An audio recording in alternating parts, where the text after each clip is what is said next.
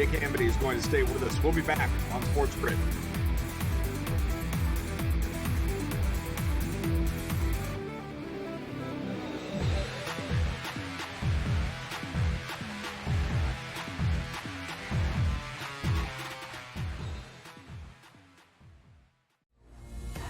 Cosmo was supposed to fight Ciaran Clark, but he had to pull off injury. You get the call. You get to go in there.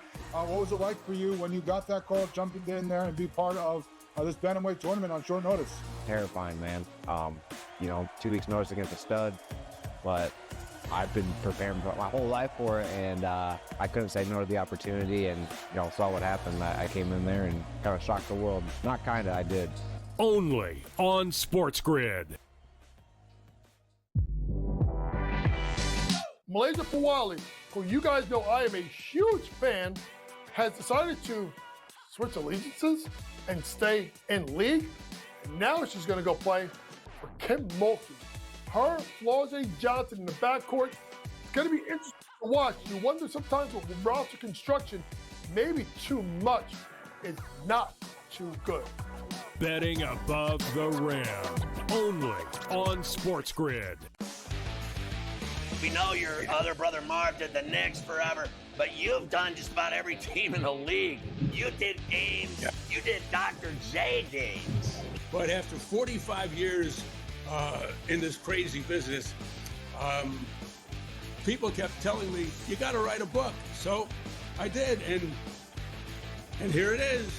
Pharrell, Coast to Coast. Only on SportsGrid. Two guys that can do it all. Too much electricity this morning. This is a good time. We're having a lot of fun. I had to do a triple take. Ka-ching! Why? Because of parity. I didn't mean to offend. Yeah, it's not going to happen. Load management is a dirty word. Let him rip. You know what? Circumstances provide the results. What? How do you do this once? Oh, Donnie, you got such a good show there. A network that is booming. The Early Line. Only on SportsGrid.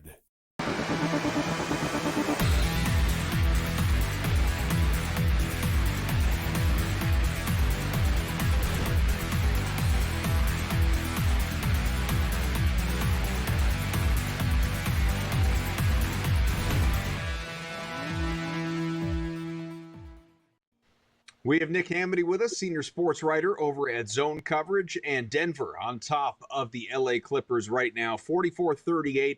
About 5.5 to go in the opening half. So it's a low-scoring first half. Nick already told you he is on the under for the second half, and we'll keep our eyes on that, obviously. So far, James Harden, he finally took his second shot. Missed it, however. He's still sitting at 2 points. So it's a dozen points out of Kawhi Leonard. Zubats has 8 and already is a bucket away from a double-double. Dude has 11 rebounds already, which is just insane. What a monster this guy is. Meanwhile, you have Christian Brown as the leading scorer with 11 points, 7 off the bench for each Peyton Watson and Russell Westbrook on that Denver side. Jokic has himself 7 as well. But going back to that Game 7 that we have tomorrow, and then we'll start to look, obviously, at some of the upcoming rounds in the or series in the second round that have yet to start here, Nick.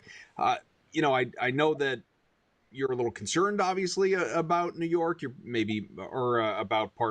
Houston might be more inclined to look toward Golden State, as we discussed. But within this specific game, is there anything that jumps out? Like, do we lean to the narrative street? Game 7, Steph Curry goes off. He knows that he's running out of title run chances, that type of thing. Somebody for the Rockets. Do we see Jalen Green finally wake up? Anything that you have circled or maybe already in pocket?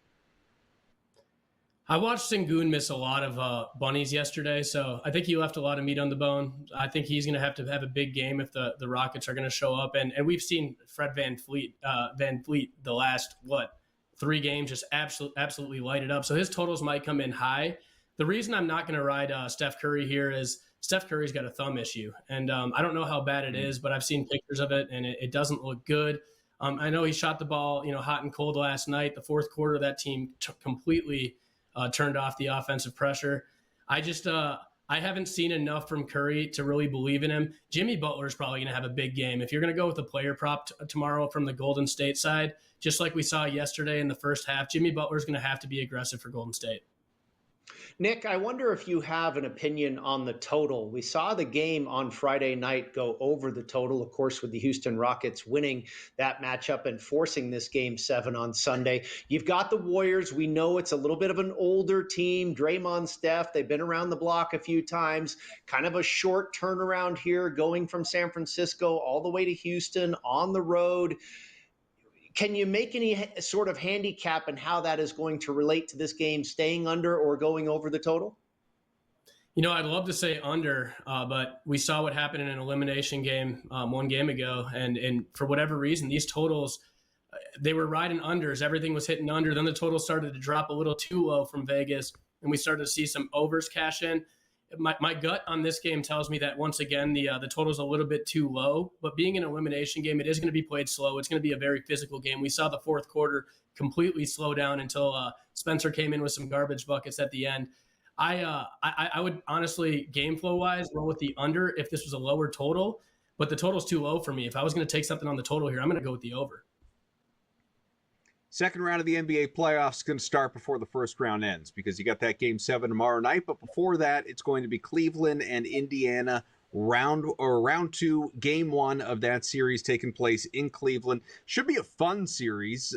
Cleveland is an 8-point favorite here in this first game, -500 to win the series. Heavily juiced, damn near 2-1 when it comes to Cleveland -1.5 on the series spread. So certainly the odds makers look at this and say, yeah, it's going to be the Cavaliers and should be the Cavaliers relatively quickly.